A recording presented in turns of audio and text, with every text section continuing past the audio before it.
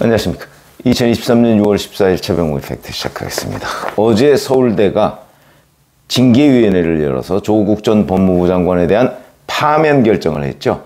2019년 12월에 검찰이 기소를 한 뒤에 3년 6개월 만인데 파면은 아시다시피 최고 징계입니다. 그러다 보니까 왜 이렇게 늦었는가? 그런데 실제 따져보면 징계위원회를 열어서 징계하는 거하고 그 다음에 검찰 수사해서 기소하는 거하고 법원에서 유죄 판결을 하는 거하고 관련이 없습니다.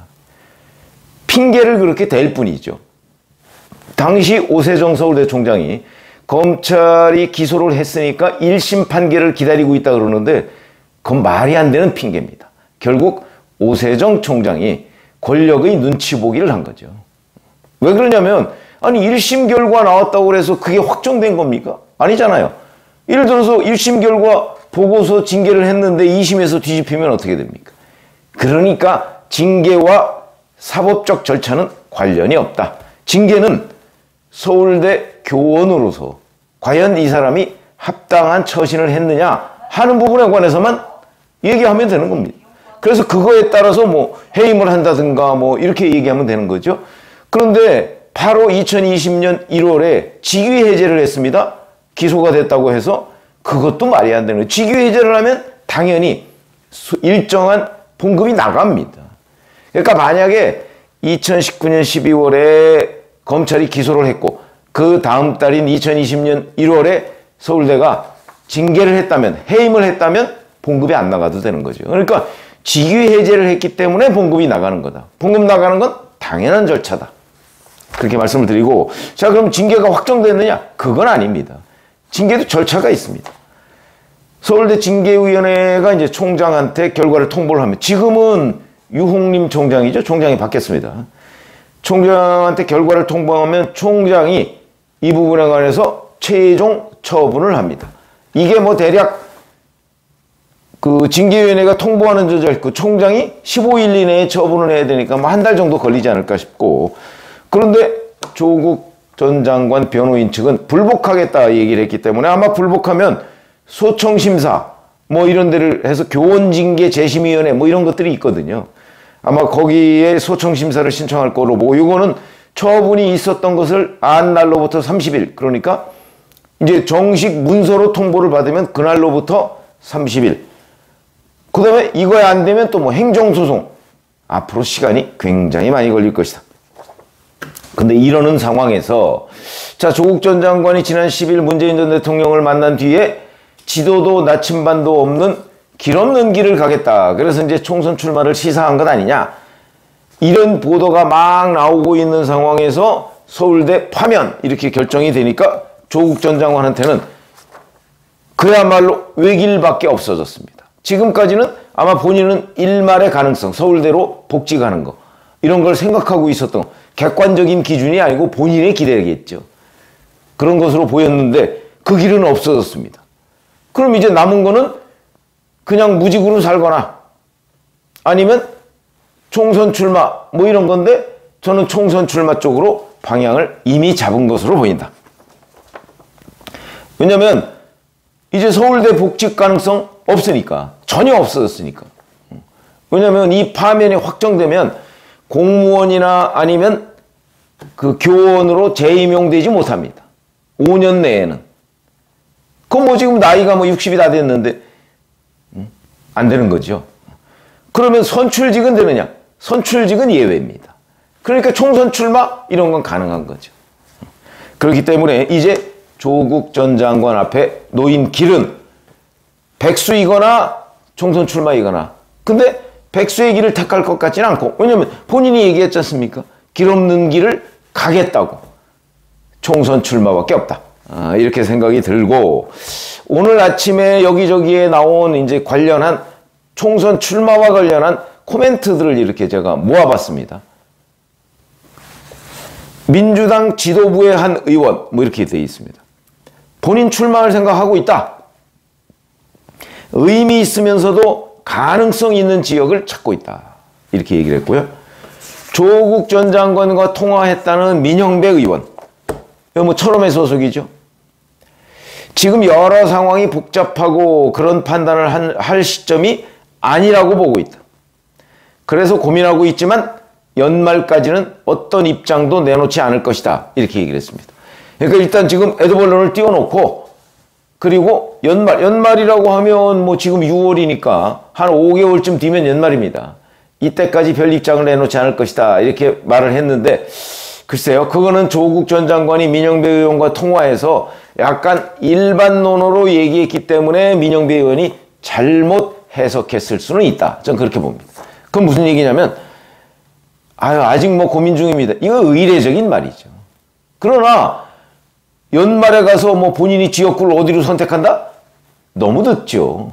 아무리 전국적인 인물이라고 하지만 특정 지역에서는 의미가 완전히 다를 수 있습니다. 그렇기 때문에 연말 전에 제가 보기에는 어떤 식으로든 뭐 총선 출마 여부 확실하게 입장을 밝힐 것이고, 그 다음에 어느 지역 이것도 입장을 밝힐 것이고, 밝히지 않더라도 그 지역에 가서 최소한도 활동을 할 것이다. 그건 분명합니다. 제가 보기에는.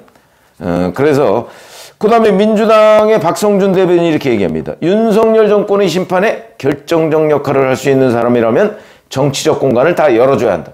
무슨 얘기냐면, 민주당이 지금 조국 전 장관의 총선 출마 여부와 관련해서 된다 안 된다, 공천을 한다 안 한다, 이렇게 일도양단식으로 정리를 해줄 이유가 없다.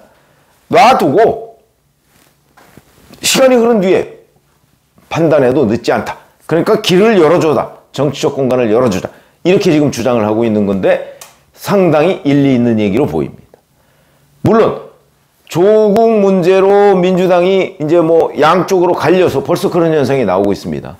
민주당 지지율이 또 뚝뚝 떨어지는 조국의 늪에 빠져서, 그렇다면 빨리 결론을 내려야 되겠죠. 근데 조국이 입장을 확실하게 내놓기 전에 뭐 이것 때문에 뚝뚝 떨어지는 일은 별로 없을 것으로 보인다. 김의겸 의원, 어찌 보면 윤석열 정부가 보이고 있는 검찰 독재의 대항마로서 상징적인 성격이 있기 때문에 뭐 출마의 길은 열려 있다. 제일 큰 전제 조건은 민주당과 무관하게 독자적으로 나가는 것이다. 이렇게 얘기를 했는데, 민주당과 무관할 수가 없습니다. 불가분의 관계죠. 민주당 지지자와 조국 지지자는 아마 제가 보건대는 70~80% 이상이 겹칠 것이다. 그러니까 민주당과 무관할래야 무관할 수가 없다. 또 하나 언론에 등장하는 코멘트 중에 하나는 조국과 친분이 있는 국회의원, 이 사람의 코멘트가 또 등장합니다. 사실상 교수로 돌아갈 수도 없는 상황인데 지금 민주당 당적으로 총선에 나오려고 하면 당내에서 말이 많을 수밖에 없다. 총선 직전에 어떤 상황이 펼쳐질지는 민주당도 모르니 총선까지 상황을 볼 것이다. 이렇게 얘기를 합니다. 이것도 아까 조국 전 장관과 통화했다는 민영배 의원의 입장하고 비슷합니다. 총선까지 상황을 본다는 건 말이 안 되는 거죠. 아마 계속해서 본인이 총선에 출마할 생각이 정말 확고하면 뭔가 중간중간에 에드벌론을 계속 띄울 겁니다. 그리고 아까 제가 말씀드렸듯이 자기가 점 찍어놓은 지역구, 거기에 가서 활동을 할 겁니다. 당장 올해 3월인가요? 관악구, 그게 관악구 갑입니다. 봉천동이라니까. 거기로 이사를 했다고 합니다. 왜 이사했을까요? 서울대 복직 기대하고 이사했을까요? 그랬을 것 같지 않습니다. 지금까지 방배동에 살았지 않습니까? 방배동에서 뭐 서울대 가나, 뭐 관악갑에서 서울대 가나, 뭐 그렇게 큰 차이가 있지 않습니다. 그러니까 관악갑을 확실하게 염두에 두고 있다. 이렇게 보시면 되고, 근데 관악갑은 민주당의 유기용 의원이 현역 의원입니다. 이럴 경우에 이제 민주당으로서 고민에 빠질 수밖에 없는 것, 만약에 민주당이 공천을 할 것이냐 말 것이냐. 저는 뭐 수많은 변수가 있지만 어느 한쪽으로 점을 치라면 이건 점 치는 겁니다. 뭐 예상도 아니고. 그러면 저는 민주당이 공천할 가능성이 높다. 결과적으로는. 이렇게 말씀을 드렸죠. 그거는 뭐 두고 봐야 아는 거고. 공천을 한다면 뭐 민주당 뭐 유기용 의원도 공천 탈락하는 거고. 뭐 이렇게 되는 거겠죠. 그런데 만약에 공천을 하지 않는다면 민주당이 아까 김의겸 의원 말대로 민주당과 무관하게라고 한다면 무소속이나 아니면 뭐 다른 걸로 나오지 않겠습니까? 뭐 군소정당이나.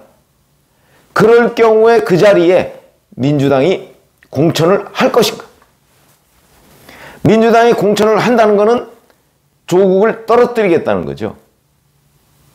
왜 그러냐면 과거에 오신환 전 의원이 있는데 서울시 오세훈 서울시에서 정무부 시장을 했던 거기가 관악에서 당선된 적이 있습니다.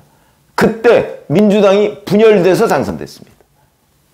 그거와 마찬가지로 만약에 민주당이 누군가를 조국 전 장관이 출마했는데 그 지역에 민주당 공천자가 있다.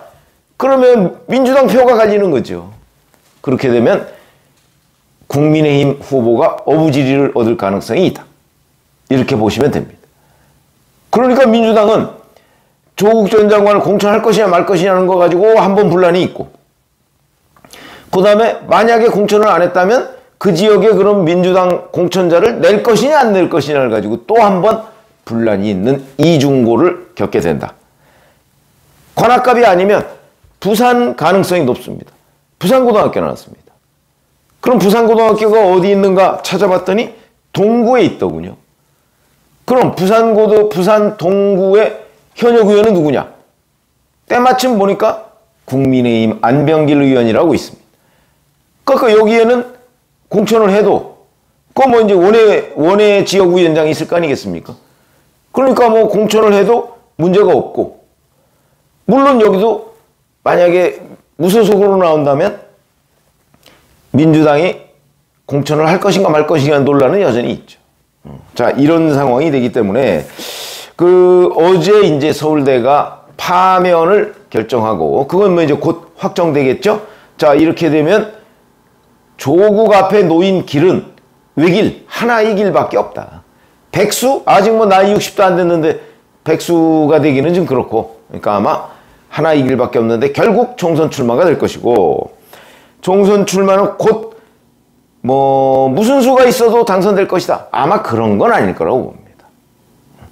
거기서 당선이 되면 좋고, 안 되더라도 의미 있는 득표를 했다. 그러면 본인은 자위할 수가 있죠. 아, 그래도 유권자가 나를 버리지 않았다. 그런 자기 만족을 느낄 수 있다. 그러면서 정치적으로는 명예회복을 했다고 주장할 근거가 됩니다. 아마 그런 걸 노렸을 것이다. 그래서 결국 총선 출마 외에는 길이 없는 것으로 보인다.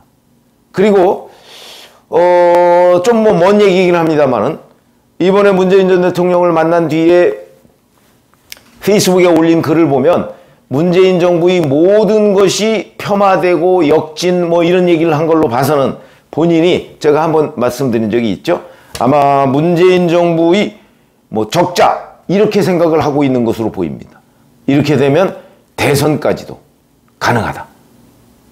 본인은 염두에 두고 있다. 남들이 뭐라고 하든 저는 그렇게 보입니다. 이렇게 된다면 이재명 대표가 견제할 가능성도 있죠. 조국이라는 사람을 견제할 가능성도 있습니다. 왜냐하면 심상치 않은 발언입니다. 문재인 정부의 모든 것이 폄하되고 어쩌고저쩌고 얘기하는 건 본인이 문재인 정부의 적자다 하는 것을 은연중에 나타난 거기 때문에 그 부분도 우리가 관심을 가지고 지켜봐야 된다. 이렇게 말씀을 드립니다. 고맙습니다.